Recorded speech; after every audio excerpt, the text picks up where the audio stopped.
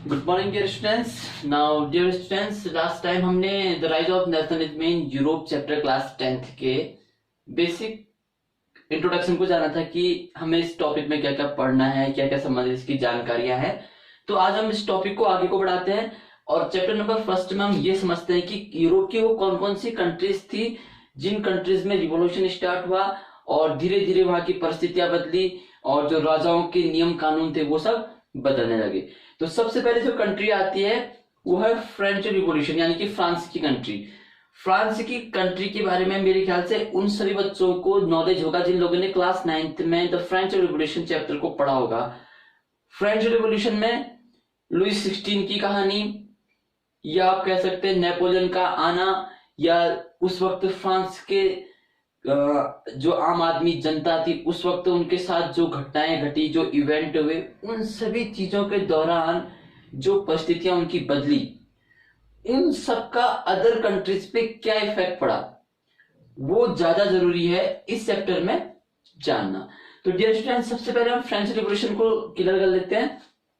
तो previous year में आपने ये जाना था कि जो फ्रेंच रिवॉल्यूशन था वहां पर लुइस 16 एक ऐसा राजा था जिसने फ्रांस की जनता के लिए कुछ करने का सोचा था, लेकिन जब उसने अपने राजकोष को देखा तो कहीं ना कहीं उसका राजकोष खाली था। लेकिन उस राजकोष को भरने के लिए उसने क्या किया, 3 स्टेट में कन्वर्ट कर दिया वहां के लोगों को, जिसमें first state, second and third state में से फर्स्ट स्टेट ऐसे लोग थे जो अमीर लोग थे, जो फादर थे, या फिर जो लोग बड़े बड़े चर्च में रहते थे, बड़े बड़े एनजीओ को चलाते थे, उनको फर्स्ट कैटेगरी में रख लिया, लेकिन उनसे टैक्स नहीं लिया गया। सेकंड उनको रख लिया जो राजा के रिलेशनशिप वाले थे, जिन लोगों ने मतलब एक तरफ से यही सोचा हुआ था कि वो नीचे के लोगों से ही हर चीज वसूलेंगे और अपनी जिंदगी को काटेंगे। लेकिन जो थर्ड स्टेज के लोग थे उन लोगों ने कहीं ना कहीं राजा के लिए टैक्स भी दिया, राजा के लिए सारी चीजों की व्यवस्थाएं भी करी, बहुत कुछ किया उन्होंने। लेकिन लुइस 16 इस चीज को समझ नहीं पाया और वो टैक्स पे टैक्स बढ़ाता गया। उसका रीजन ये था कि अदर कंट्रीज को उसने पैसा देना स्टार्ट कर दिया था। पहले से राजकोष उनका खत्म था, ऊपर से उसका बनाया हुआ पैलेस था और उस पैलेस में भी खर्चा हो रहा था। आपने मेरी लास्ट जब क्लास 9th की वीडियोस बनी थी उसमें फ्रेंच रिवॉल्यूशन चैप्टर है, उसको एक बार आप डीपली देख लेंगे और अपनी बुक को ओपन करेंगे तो आपको सारी स्टोरी के बारे में अंदाजा आ जाएगा।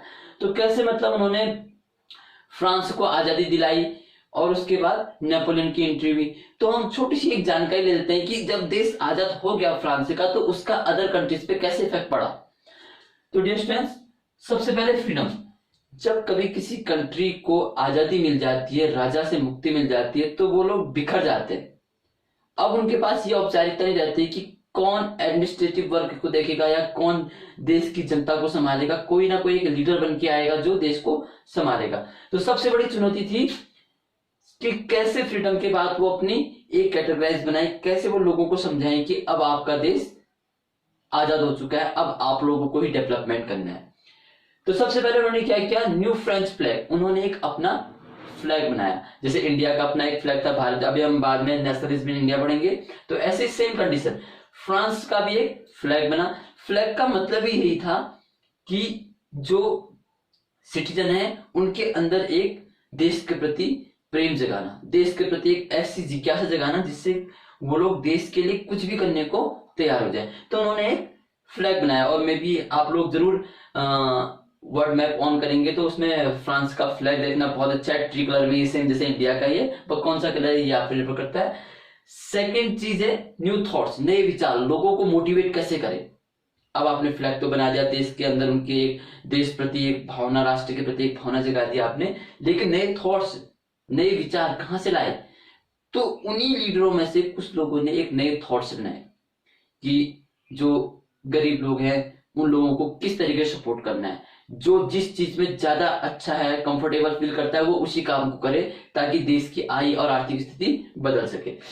सेकंड, इक्वलिटी, उन्होंने कहा कि बराबरता देना बहुत जरूरी है, क्योंकि लुइस 16 ने फ्रांस में जो स्टेट बनाए हुए थे फर्स्ट सेकंड थर्ड, वो स्टेट कहीं ना कहीं इक्वलिटी को खत्म कर रहे थे।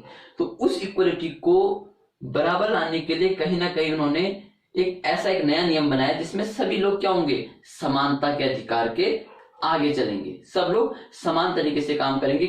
मतलब इसका मतलब ये था कि जो टैक्स लगेगा वो टैक्स से क्या होगा, सबके लिए इक्वल होगा।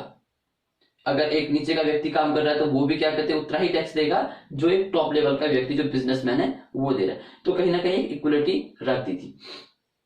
नेक्स्ट था the idea of la patrie and la citoyen. ये एक शब्द था फ्रांस का। इसका मतलब ये था, ला पार्ट्रे का मतलब जैसे हमारे भारत देश में हमने कहा है कि भारत हमारी माता है, ऐसे उन्होंने उसको पिता का दर्जा दिया। उन्होंने कहा कि फ्रांस ला पात्र है, यानी कि एक हमारा पिता समान हमारा देश है, और हमें उस पिता जो लड़खड़ा चुका है, जिसके पैर कमजोर हो चुके हैं, यानी कि राष्ट्र के पैर कमजोर हो चुके हैं, तो हमें उन्हें कंधा देना है ताकि देश दोबारा से खड़ा हो सके, यानी कि हमारे पिता खड़ा हो सके। क्योंकि हम लोग कहते हैं ना, हमारी माता के ऊपर आक्रमण करने की कोशिश की, हम अपने देश के लिए आजादी के लिए कुछ भी कर लेंगे, या हमारे देश को दुश्मनों से बचाने के लिए किसी भी हद तक चले जाएंगे, क्योंकि हमें अपने भारत माता की रक्षा करनी है। सेम कंडीशन यहाँ पर भी थी कि हमें फ्रांस की रक्षा करनी। तो ला पात्रे और ला सिटियोन, यानी कि सभी समाज के नागरिक क्या है, बराबर है, इक्वल है, कोई भी व्यक्ति अपने देश के लिए अच्छे से अच्छा काम कर सकता है। तो ये नए नए थॉट्स उनके दिमाग में आए, ताकि क्या कहते हैं, लोगों के अंदर एक नए विचार आए, नए लोग कुछ नई तरीके की टेक्निक लेके आए, तकनीकी लेके आए, जिससे जो उनके देश पे स्थिति गंभीर और खराब चल रही है उसको बराबर ला सके। नेक्स्ट था रिलीजन, धर्म। जैसे हमारे देश में भी आपने देखा है धर्म में, ऐसे उन्होंने धर्म को भी बांटा। उन्होंने ये करा कि उन्होंने कहा कि जो नीचे के लोग हैं वो भी चर्च में आएंगे, और जो ऊपर के वो तो चर्च में रहते ही रहते हैं, लेकिन उनको भी बराबरता दी जाएगी। ऐसा नहीं कि मतलब तुम दूर से ही बातचीत करो और हम लोग चर्चा करें, नहीं, सबको इक्वलिटी मिलेगी, रिलीजन भी समानता के अधिकार के अंदर आएगा।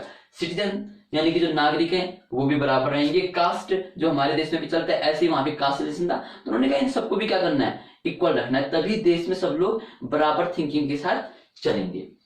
फिर आया नया शख्स नेपोलियन। जब लुई 16 का राज खत्म हो गया, देश आजाद हो गया और सबकी परिस्थितियां बराबर आ गई, तो फिर उसके बाद नेपोलियन ने अपना कदम रखा फ्रांस में, और उसने ये कोशिश करी कि मैं एक डिक्टेटरशिप अपनाऊं और देश में जितने लोग रह रहे उन लोगों को अपने अंडर काम कराऊं, लेकिन काम ऐसा हो कि लोगों को दिखे और लोग सही डायरेक्शन में जाए। नॉलेज सबको है, पर डायरेक्शन सबको समझ में नहीं आ रहा है कि दिशा देने वाला व्यक्ति कौन होगा। तो नेपोलियन ने ये शख्स ऐसा उभर के आया जिसने कहा कि मैं फ्रांस की जो जनता है उनको सही राह दिखाऊंगा कि जो जिस कार्य को कर रहा है उसका वो कार्य सक्सेसफुल हो रहा है कि नहीं हो रहा है, उसे सबसे आगे दिखाना है।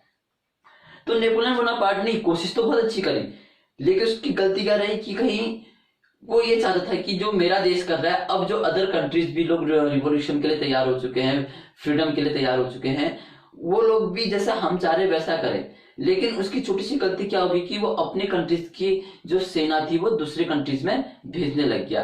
कहीं ना कहीं उसका फर्क क्या पड़ा कि जो अदर कंट्रीज थी उसे इंटरेस्ट बिल्कुल नहीं था, वो नहीं चाहते थे कि वो नेपोलियन का वह जो रूल्स है नेपोलियन के उनको फॉलो करें, और उसका नतीजा ये हुआ कि धीरे धीरे नेपोलियन भी फ्रांस से बाहर हो गया। तो अगर फ्रांस की पूरी स्टोरी जाननी तो डियर स्टूडेंट क्लास 9th की जो मेरी वीडियोज है उसमें आप देख लीजिएगा। ऐसे डियर अदर कंट्रीज भी यूरोप की थी जहां पर बहुत इफेक्ट पड़ा।